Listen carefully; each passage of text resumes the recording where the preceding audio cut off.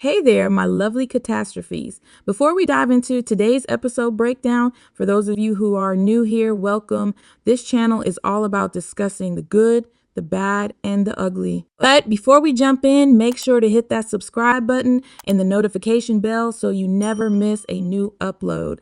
Also, don't forget to check out my gaming channel, BB Hangout 353. Now, let's talk about Shogun Season 1, Episode 2, Servants of Two Masters. In the latest installment of FX's adaptation of James Clever's Shogun, we delve deeper into the enigmatic character of Lord Toranaga. This episode truly revolves around him as we witness John Blackthorne uncovering the hidden truths that the Portuguese have concealed from Japan. Meanwhile, Toranaga sheds light on the origins of the Council of Regents, offering us a glimpse into his intricate world. We also gain insight into his relationships with both allies and adversaries, such as the contrasting Lord Ishido, the unwavering General Hiromatsu, and the cunning Lord Yabushige. The episode's title, Servants of Two Masters, captures the essence of various characters, particularly Yabushige Mariko, who remains fiercely loyal to Toranaga, finds herself torn between her devotion to him and her growing detachment from Father Alvito, the man who introduced her to Christianity and taught her Portuguese. Let's take a moment to recap the events that unfolded. The scene opens with a flashback to a year ago in Osaka. The taiko lies in the ceremonial hall, surrounded by visitors paying their respects. Lady Iyo, his wife, is by his side as he calls for his son, Nakamura Yakiyo. It's like looking into your mother's eyes. He tells the boy. Lady Ochiba, his other wife, watches from the side, her gaze briefly meeting Lord Toranaga's. The taiko reassures Yakiyo that he will be reborn in the Pure Land, but the boy is worried about finding him there. Lady Iyo asks Yachiyo to go back to his mother, signaling for the visitors to leave. Lady Ochiba hesitates, but a look from Lady Iyo prompts her to depart.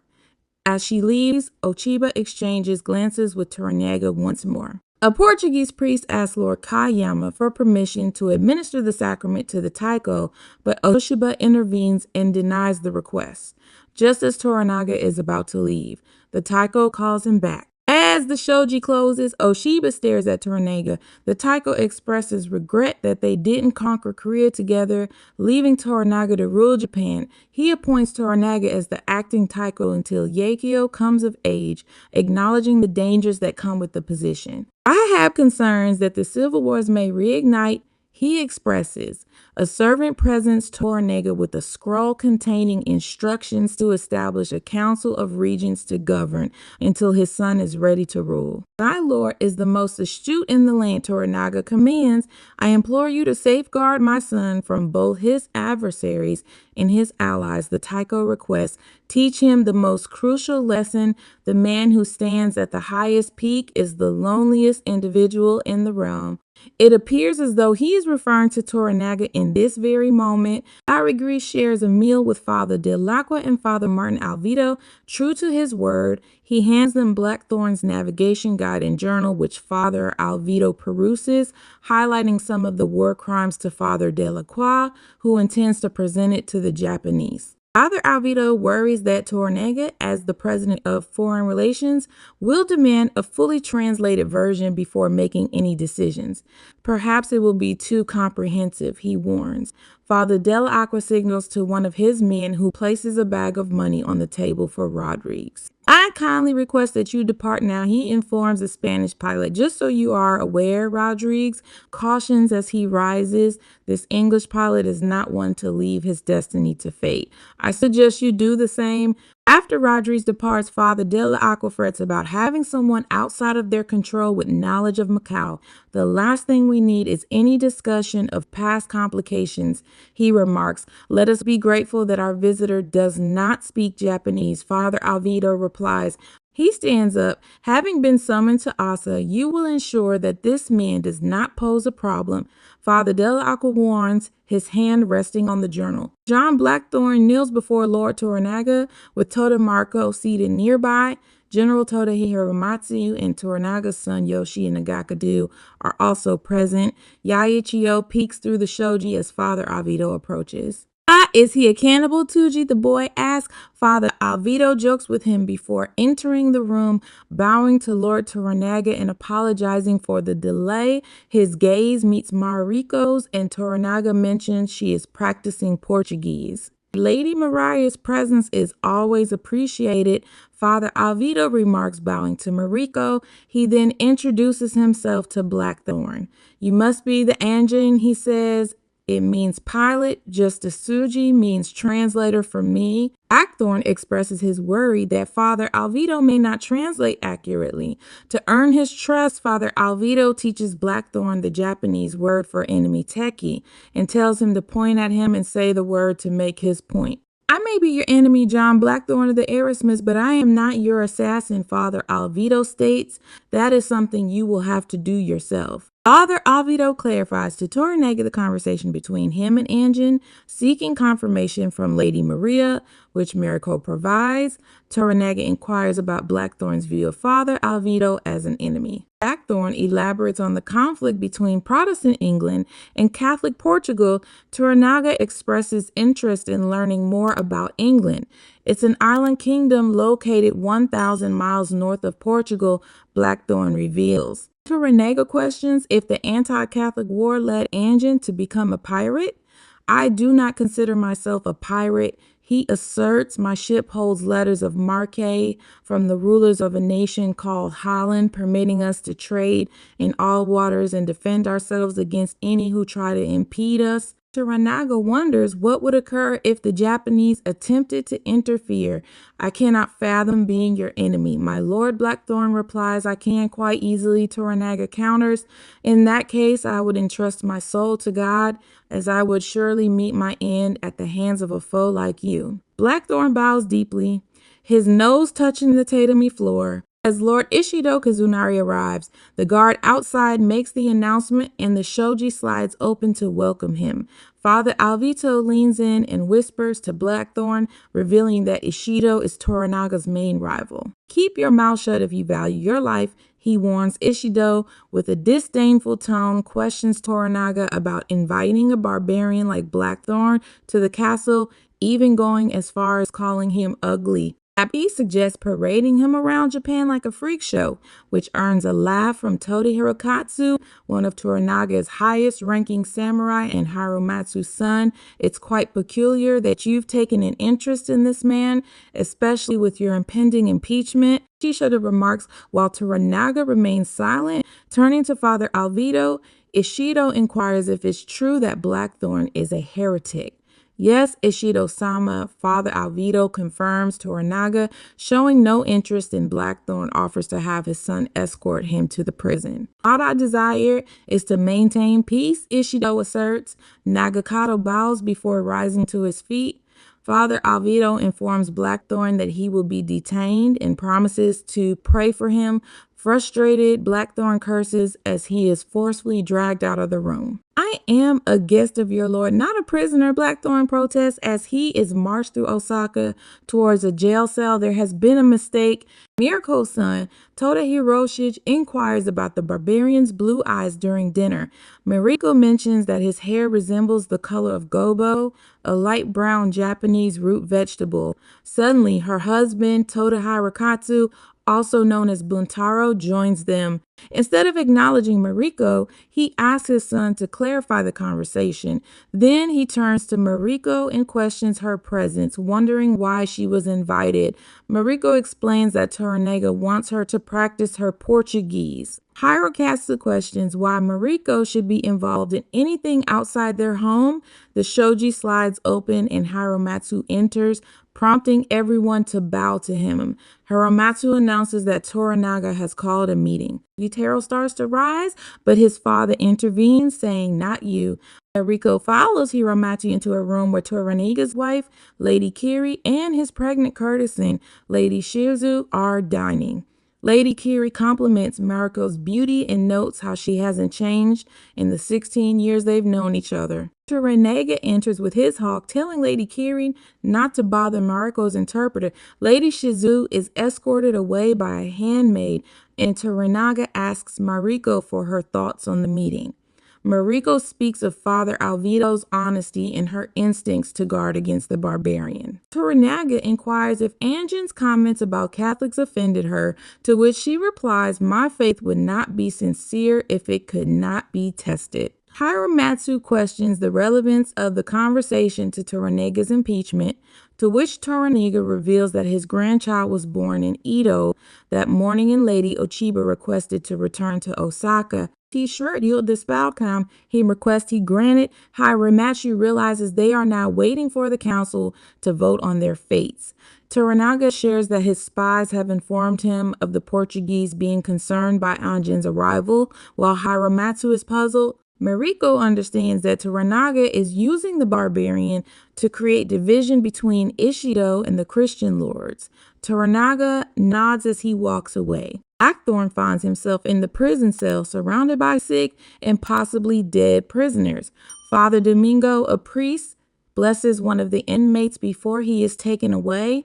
As Blackthorne converses with Father Domingo, he learns about the political turmoil within Osaka Castle. Toranaga, who brought Blackthorne to Japan as a guest, is now a prisoner isolated by his rivals, the Council of Regents. Father Domingo provides a brief overview of each regent, including Lord Sugiyama, Lord Ono, Lord Kiyama, and Lord Ishido. These powerful men will soon decide Toranaga's fate, and Father Domingo warns Blackthorne that if he is considered an ally of Toranaga, his own life may be in danger. In the morning, Ishido goes through his usual routine, waking up, getting dressed with the help of his servants, having breakfast, and then dealing with paperwork. As he mindlessly stamps document after document, his eyes wander to the Tokonoma where his armor sits covered in dust. Later, during a meeting with the other regents to discuss Toranaga's impeachment, the conversation quickly shifts to the heretic barbarian. Ishido tries to brush off the topic, mentioning that the man is already in prison. However, Lord Kayama and Lord Ono expressed their outrage at having a Christian massacrist protected in Osaka. When asked for proof, they reveal that the Portuguese have documents confirming his crimes. Asi bows in frustration, reflecting on how Toranaga probably views them all as mere bureaucrats obsessed with paperwork. He urges them to focus on voting for Toranaga's impeachment, but Kiyama insists on dealing with the traitor first. Aisata questions Kiyama's loyalty to his faith, hinting at the influence of Portuguese payments. Ono sides with Kiyama, refusing to proceed with the vote until the barbarian is taken care of. Father Domingo continues to provide Blackthorne with valuable information, revealing that Toranaga belongs to the prestigious Minowara bloodline, a lineage of ancestors who have held the esteemed position of Shogun. He describes it as the ultimate rank a mortal can achieve. Curious, Blackthorne inquires whether Toranaga truly desires this title. Father Domingo responds with caution, saying who knows what lies within the heart of a Minowara. Blackthorne learns from an old prisoner that Makayo, a Chinese port, is stockpiling arms, ammunition, and running Japanese traders for the Portuguese to sell to Japan. Blackthorne also learns about the Black Ship and a secret Portuguese base with Japanese Ronin. Blackthorne learns some basic Japanese and Japanese culture from Domingo, a Franciscan friar in prison. Side note, Domingo is a minor hero from the novel Shogun by James Clavell and the NBC TV miniseries based on the book. In 1598, Domingo was thrown into a Japanese prison to await execution after the Jesuits working the island appealed to their host to have him imprisoned.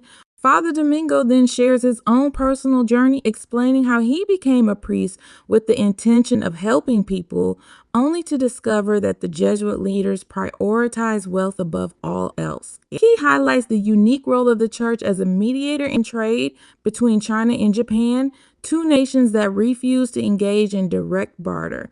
He reveals that all trade is conducted through the Portuguese secret stronghold in Macau. Blackthorne seizes upon an opportunity, recounting his encounter with a man who had visited the fortress and observed that all the guards were Japanese Catholics. Are you telling me that the local lords are unaware of this? Blackthorne asks, hopeful that this revelation could potentially secure his release from prison. As their conversation unfolds, more men are summoned from the cell, blindfolded, and executed in the square. As Father Alvito strolls through the bustling streets of Osaka, he spots Captain General Ferreira overseeing the preparations at the wharf. Hurrying towards him, Alvito assures Ferreira that once Toranaga grants approval, he will be the first to know. Ferreira, aware of the rumors surrounding Toranaga's fate, expresses gratitude for the church's efforts in keeping their business on track. Our business, Ferreira corrects Alvito, emphasizing their shared interests. Later, Alvito discovers Mariko deep in prayer within the serene garden of Toranaga's residence. Delighted to see her devotion, he delivers some important documents and invites her for a walk. Referring to her as his finest student, Alvito expresses surprise at their encounter the previous day. Eiko apologizes for the disrespectful behavior of the barbarian. Alvito, recognizing her keen judgment of people's intentions, inquires if she still battles with her inner demons. She met with silence. He promises to pray for her protection from the heretic, confessing that he has uncovered more guilt in his journals than she could ever imagine. Kashiki Yabushi gazes at Osaka Castle from his residence beyond the protective walls. Suddenly, Takeru interrupts his solitude, announcing the arrival of Lord Ishido. As Ishido approaches, he remarks, "Here stands the formidable samurai I once rescued from a mountain of Korean corpses. Yabushi never wants to back down. Retorts, and here stands the proud general who never let me forget it." Asido expresses surprise that Toranaga has yet to invite Yabushi to the castle, questioning his unwavering loyalty. Peering at the majestic structure, Ishido reminisces about the time when the Taiko requested all lords to contribute stones for its construction. Irish Heido stone was chosen for a prominent corner, rewarding him with a seat on the council. Curious about the barbarian, Ishido inquires further. Yabushi dismisses him as a pirate with little integrity, but reveals that the weapons aboard the barbarian ship and his disdain for the Portuguese could prove useful in overthrowing the Christian regents. Irish Kaido assures Yabushi of the council's unity, but urges him to divulge more information. Yabushi explains that he is contemplating the future, envisioning what might occur when Toranaga is impeached or deceased. Ishido responds, acknowledging Yabushige's alliance with Toranaga. Yabushi points out that without Toranaga, Kiyama and Ohono would consolidate their power, but with the support of the barbarian, their dominance would be challenged. It is regrettable that I had to authorize the execution of the barbarian, Ishido laments. Suddenly, Yabushige's mind sparks with an idea. Perhaps there's something I could do, he offers, and Jin, the prison guard, bellows, jolting him awake. Father Domingo prays fervently for Blackthorne as he is led out of the cell. He is forced onto his knees and blindfolded, just like the other prisoners who met their gruesome fate. However, instead of being taken to Osaka for beheading, he is bound and taken deep into the woods where he is to be crucified. But suddenly their journey is halted by a beggar in a clearing. Arrows rain down from the trees, targeting the guards. Out of nowhere, bandits emerge, swiftly dispatching the guards. A bag of coins is tossed towards them, revealing the thrower to be Yabushige. However, before the bandits can depart, Yabushige and his own guards betray and murder them. Yabushige removes the blindfold from Anjin's face and cuts his bindings, setting him free. Katajikinai Blackthorne utters, catching Yabushige off guard with the most formal expression of gratitude. Yabushige is taken aback by this unexpected response. He's a clever dog, he remarks, imparting a new phrase to Blackthorne. I am a dog. Yabushige leads Blackthorne to Toranaga's serene garden, where he is immediately brought before the powerful lord, forced to kneel. Yabushige recounts the fortunate turn of events that saved Blackthorne from his impending execution, emphasizing his impeccable timing. Toranaga, with a knowing smile, acknowledges Blackthorne's knack for being in the right place at the right time. Mariko, the translator, is then brought forward, instructed to begin by apologizing to Blackthorne for his unjust imprisonment. A ladle is presented to Blackthorne, allowing him to sketch a map of the world in the soft sand. With great enthusiasm, Blackthorne depicts his knowledge tracing the round shape of the earth and pointing out the locations of Japan and England. He highlights Magellan's Pass, the route he took to reach his destination, cleverly avoiding the Portuguese base in Macau. This revelation causes Toranaga to exchange a meaningful glance with Yabushige. Blackthorne continues, revealing that the Portuguese base employed Japanese mercenaries known as Ronin to aid in their gun-running activities during a past uprising. Mariko translates this information, adding that these mercenaries may have been used against the Taiko, the powerful ruler of Japan. Blackthorne draws a line on the map, explaining how a treaty between Portugal and Spain divided the world, placing Japan on Portugal's side. He asserts that these countries were granted the authority to replace non-Catholic governments with Catholic rule. Mariko interrupts her translation, directly addressing Blackthorne, questioning the truthfulness of his claims. Blackthorne, unwavering, swears by his God, affirming the veracity of his statements. Mariko resumes her translation, conveying Blackthorne's response to Toranaga and the others present. Toranaga inquires about Blackthorne's intentions in Japan to defeat our mutual foes. Blackthorne answers. Toranaga expresses doubt in fighting the Portuguese. Unless I emerge victorious, Blackthorne counters confidently. Toranaga then instructs Mariko to ensure Blackthorne stays in the West Palace for the night due to the danger posed by bandits. Mariko guides Blackthorne to Toranaga's personal chambers, emphasizing the honor of the situation. Passing by Toranaga's tokonoma, Blackthorne is intrigued by the battle armor, which Mariko explains was specially ordered after a dream. Grateful for her translation, Blackthorne questions Mariko's fluency in Portuguese, to which she reveals her long-standing Christian faith. Despite servants offering a bath, Blackthorne declines, citing his recent bath in the village. Concerned about his hygiene, Mariko advises against speaking ill of the Portuguese priests and requests to be addressed with respect. Left alone, Blackthorne checks himself for any unpleasant odors and finds that he indeed smells. Father Arvito is seated in front of Toranaga as he signs papers, urging him to authorize the black ship's departure before the wind shift, ensuring its timely return for another delivery in a year.